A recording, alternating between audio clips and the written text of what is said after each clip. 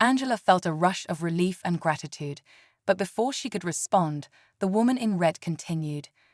"We're not asking you to abandon your business," she said, "but we want to stay in touch. There are leadership programs, advisory roles, and even mentorship opportunities where your voice would be valuable. Think about it." Angela nodded slowly. She had spent so much of her life trying to break down barriers as she had never considered the possibility of helping build something better from the inside. Maybe this wasn't just about her loan, maybe it was about something much bigger. After a few more minutes of discussion, Angela stood and shook hands with each board member. The entire meeting had taken a turn she hadn't expected, but in the end, she had walked away not just with financial backing for her business, but with something even more valuable: respect, recognition, and the possibility of a future where she could create real change. As she stepped out of the conference room, the bank manager was nowhere in sight. The staff at the front desk, now visibly more attentive, straightened up as she walked past. The receptionist, the same one who had ignored her for hours, offered a hesitant smile. Angela didn't need an apology. She had already won. She exited the bank, stepping into the fresh air, and took a deep breath. The day hadn't gone the way she had planned, but maybe that was the beauty of it. Sometimes, the unexpected challenges led to the most powerful breakthroughs. As she walked toward her car, her phone buzzed with a new email, confirmation of her loan approval. She smiled, shaking her head slightly. This was just the beginning. When she finished, the older man sat back, folding his hands together. "Everything you've presented is impressive. Your business is strong, and this loan is well structured. So tell me, Miss Thomas, was there any reason given for the delay today?" Angela hesitated, glancing briefly at the bank manager. His jaw was tight, his fingers clenched together on the table. His face had lost most of its color. He knew what was coming. She met the older man's gaze again. "No," she said. "I was asked to wait. No explanation, no updates. I watched other customers, who arrived after me, be helped immediately. When I asked about the delay, I was told it shouldn't be much longer." The tension in the room thickened. The woman in red let out a slow breath, exchanging a look with the others. The older man finally turned to the bank manager. "Is that so?" The manager opened his mouth, but no words came out.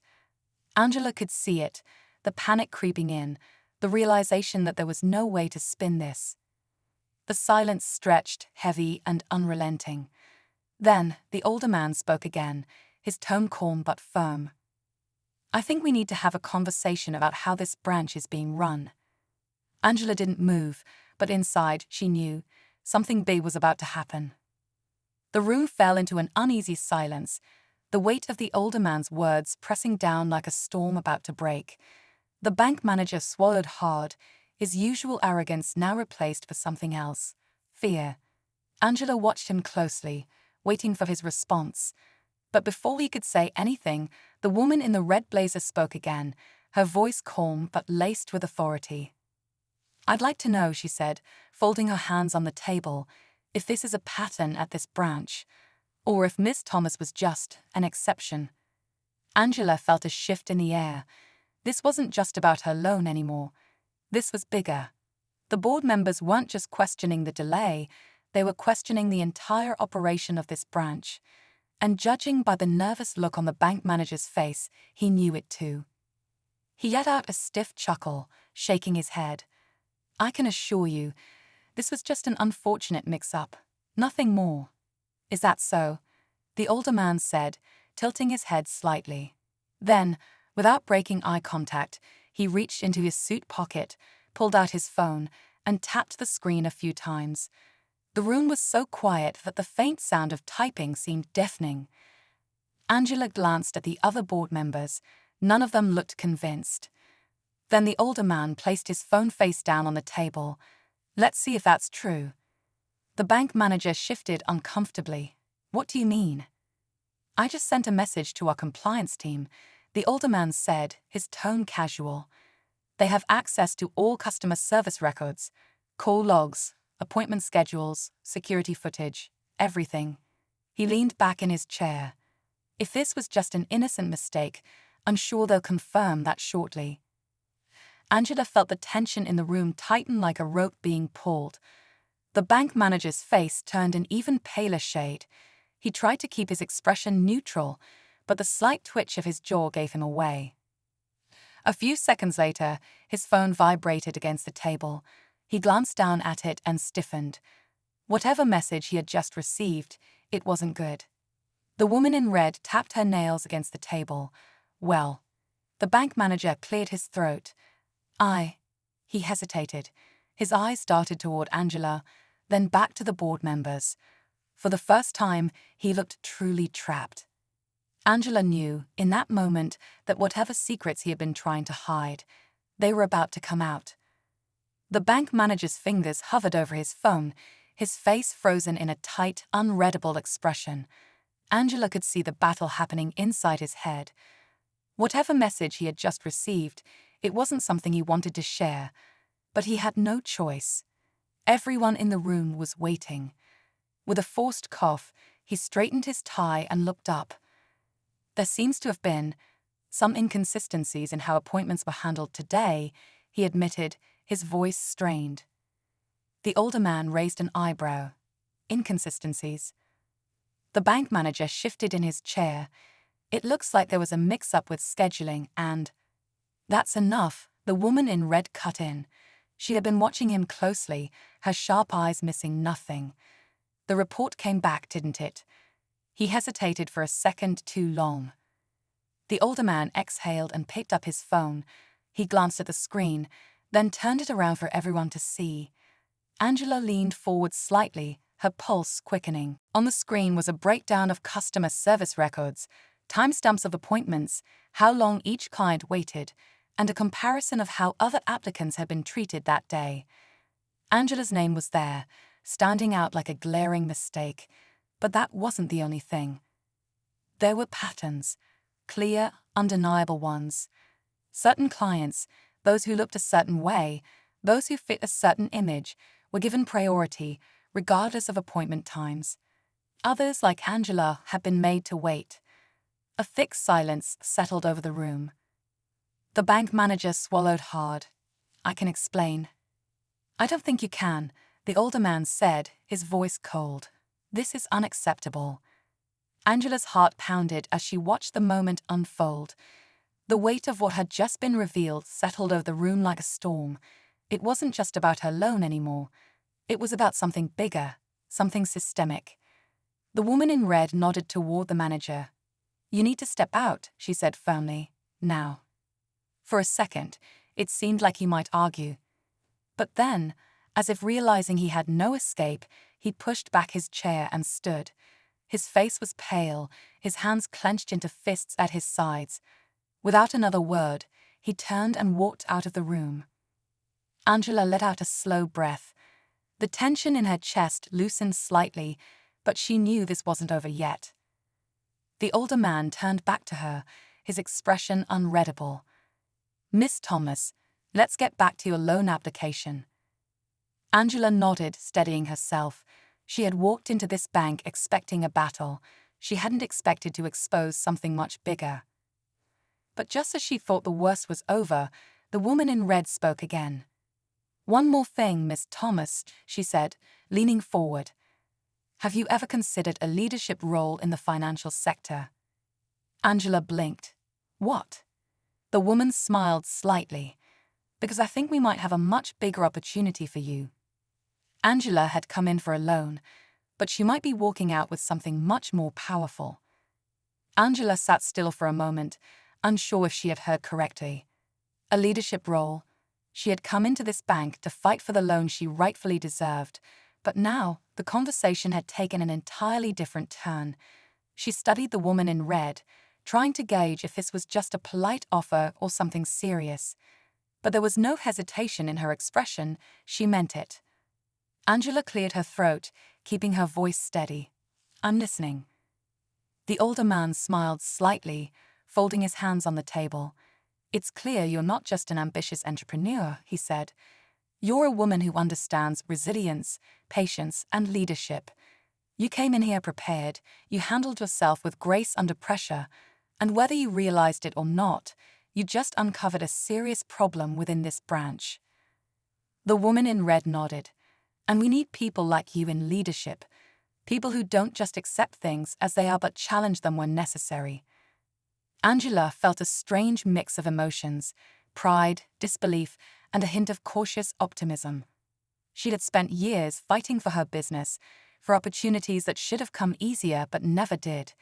She had learned to advocate for herself, to stay prepared, and to never back down when faced with challenges.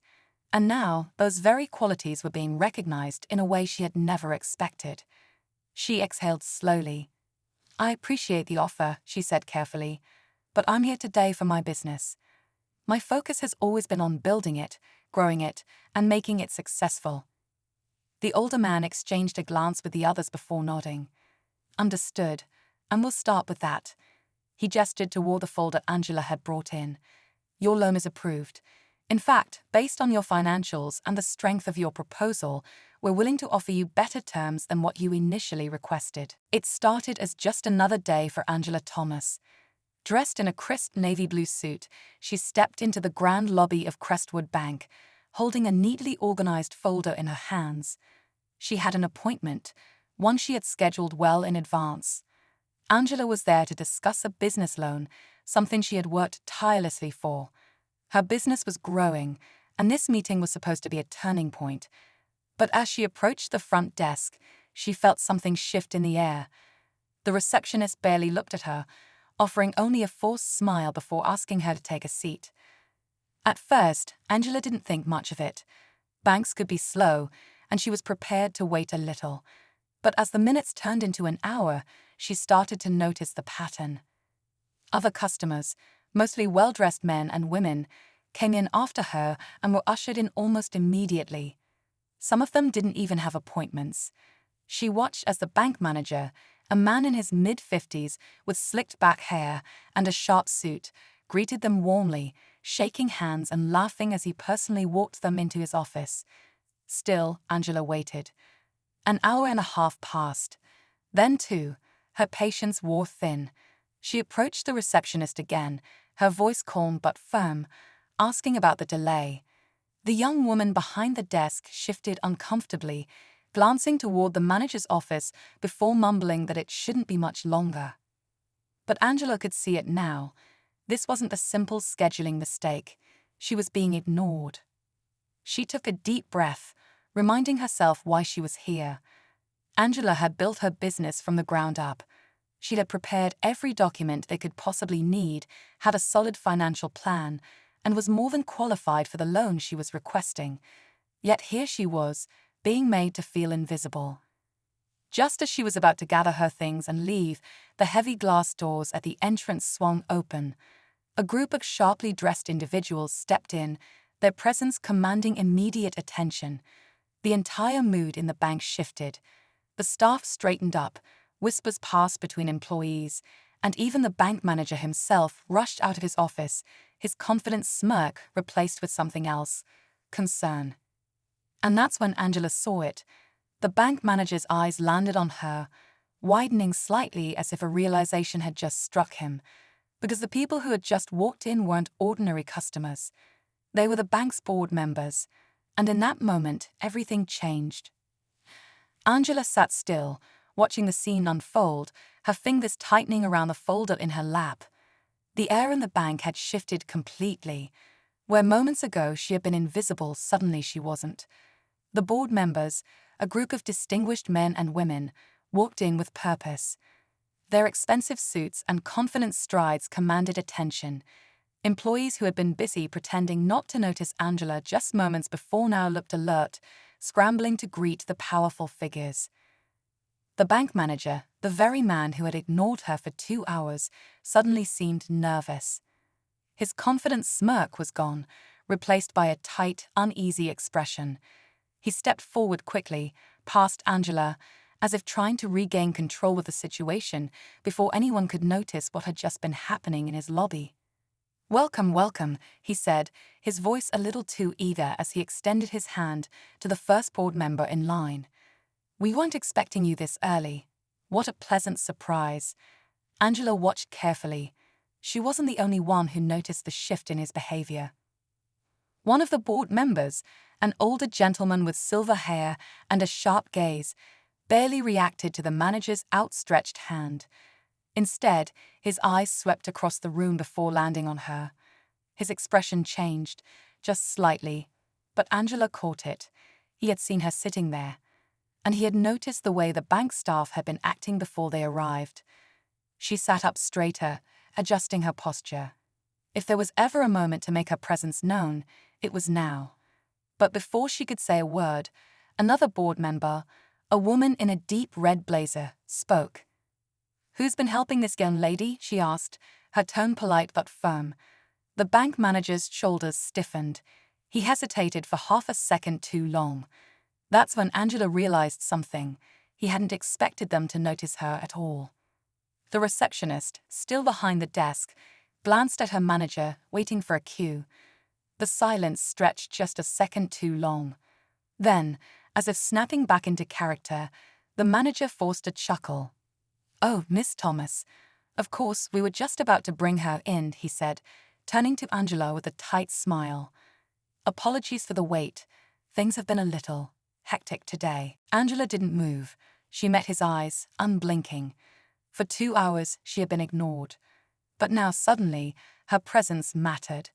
And she could tell the board members weren't convinced by his performance. The older man with silver hair stepped forward. "Miss Thomas, is that right?" he asked. His voice was steady, but there was something in his tone, something deeper, as if he already knew the answer to the question he was about to ask next. "How long have you been waiting?" Angela exhaled slowly. This was it, the moment that would change everything. Angela met the older man's gaze. For a brief moment, she considered downplaying it, making it seem like the wait hadn't been as bad as it was. But why should she? She had been patient, polite, and prepared. And yet, she had been dismissed, overlooked as if she didn't belong. She straightened her shoulders. 2 hours, she said simply, her voice calm but firm. A small, heavy silence followed. The bank manager let out a forced laugh, shifting on his feet. "Well, I wouldn't say." 2 hours? The woman in the red blazer interrupted. Her expression remained neutral, but Angela could hear the sharpness in her tone. "That's quite a wait, especially for someone with an appointment." Angela noticed how the other employees were suddenly looking anywhere but at her. The receptionist lowered her gaze, pretending to shuffle papers. A security guard near the entrance cleared his throat awkwardly. It was clear. Everyone knew what had been happening, but no one had expected her to say it out loud. The bank manager's face tightened.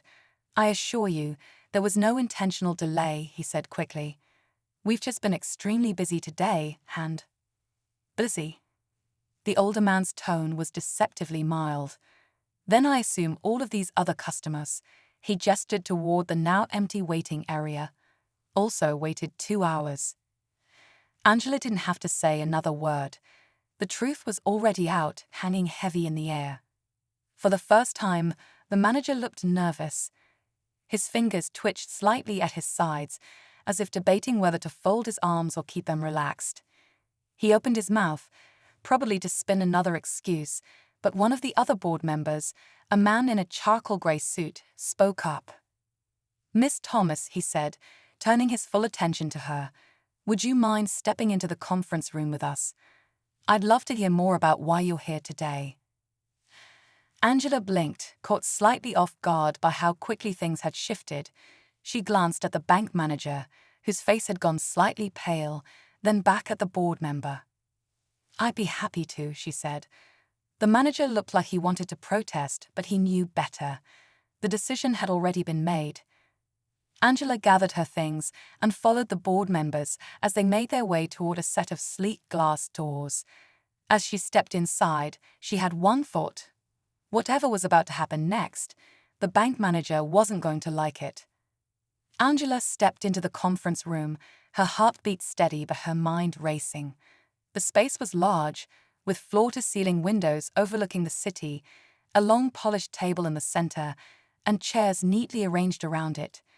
It was clear this room was reserved for serious discussions, the kind where big decisions were made. The board members took their seats, and Angela found herself sitting directly across from the older man with silver hair. His eyes, sharp and calculating, studied her with quiet interest.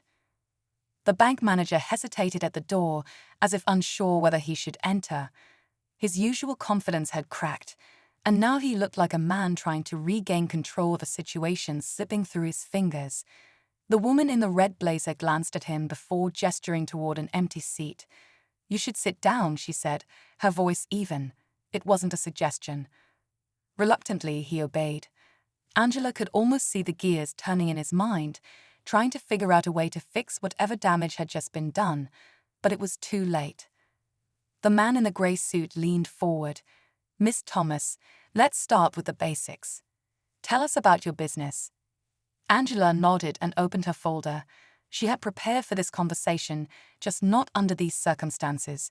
She explained her company, its growth, the financials, the loan she was requesting, and why it made sense for the bank to approve it. She spoke with confidence, her voice steady. As she spoke, she noticed something. The board members were listening, truly listening. They weren't dismissive, they weren't rushing her, and they certainly weren't making her feel like she didn't belong. It was the complete opposite of how the bank manager had treated her just minutes ago.